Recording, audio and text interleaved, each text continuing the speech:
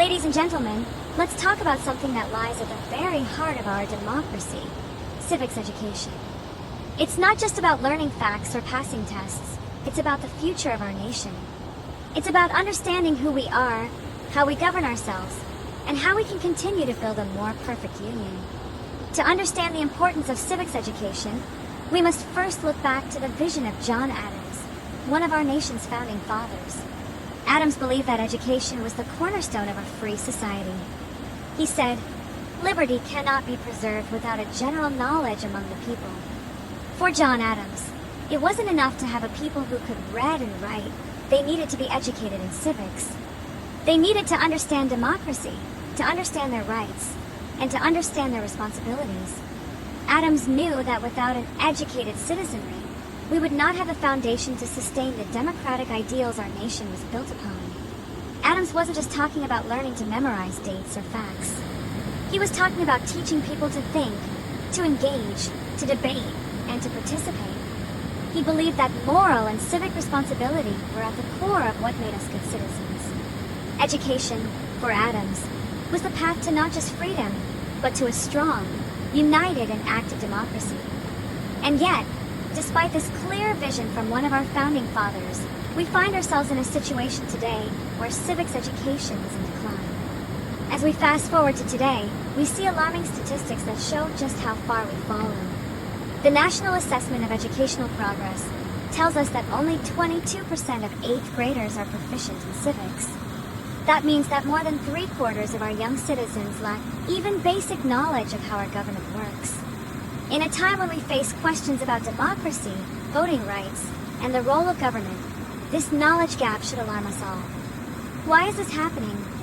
Why has civics education become less of a priority? Some point to government overreach, to the standardized tests that narrow the curriculum.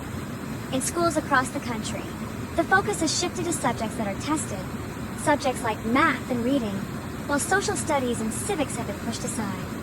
But there's more at play. Political polarization, fear of backlash, and the inability to teach sensitive topics have made it harder for educators to engage students in discussions about government, rights, and the challenges our democracy faces. Teachers have become hesitant to teach civics as it was meant to be taught. They fear backlash from parents, from local communities, from politicians who may take issue with certain topics that may seem controversial but are essential for understanding how democracy works. They are concerned that discussing difficult issues, like the civil rights movement or the struggles for racial equality, may invite scrutiny or worse, jeopardize their careers. But this is exactly what Adams warned against. He understood that the moral fabric of a nation relies on the active participation of its people, and that means teaching them not just to agree but to disagree respectfully, to debate, to question, and to think critically. But all hope is not lost. There are movements today that are striving to reinvigorate civics education in schools across the nation. The Civics Literacy Act and other initiatives are working to ensure that civics education is not just an afterthought, but a central part of our children's education. We are also seeing hands-on approaches in the classroom. Mock elections, community service projects, and partnerships with local governments are helping students learn through action. Active participation is becoming as important as memorization of facts. And it doesn't stop at the classroom door. Media literacy is another critical component of modern civics education. In today's digital age, understanding how to consume and analyze information is just as important as knowing how our government works. The responsibility doesn't rest on teachers alone. As citizens, we must support the revitalization of civics education.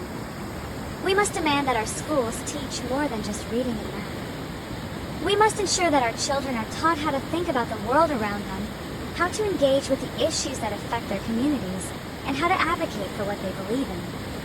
It is time to return to John Adams' vision. Education is the key. Civic engagement is the key.